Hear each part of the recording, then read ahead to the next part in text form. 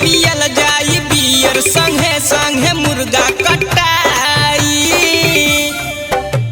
आइल new year पियल जाई बियर संगे संगे मुर्गा कटाई। चला भाई चला नया साल मनाई।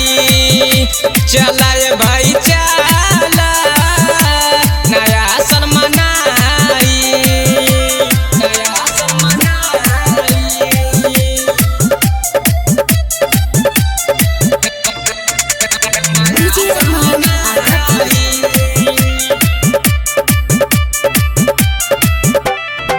जब से दिसंबर लागल बाटे तब से पलन सबके चलत बाटे। जब से दिसंबर लागल बाटे तब से पलन सबके चलत बाटे। बोला happy new year oh my dear पूरा इंडिया डीजे बजाई।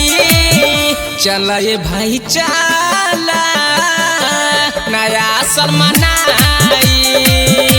चला ये भाई चला नया साल मनाई। नया साल मनाई। नया साल मनाई।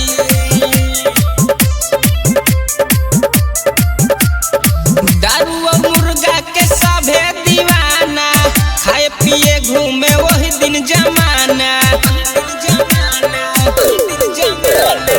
दारू और चिकना के सभे दीवाना खाए पिए घूमे वही दिन जमाना।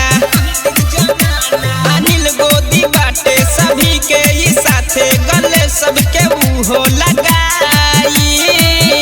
चला ये भाई चला नया साल मनाई।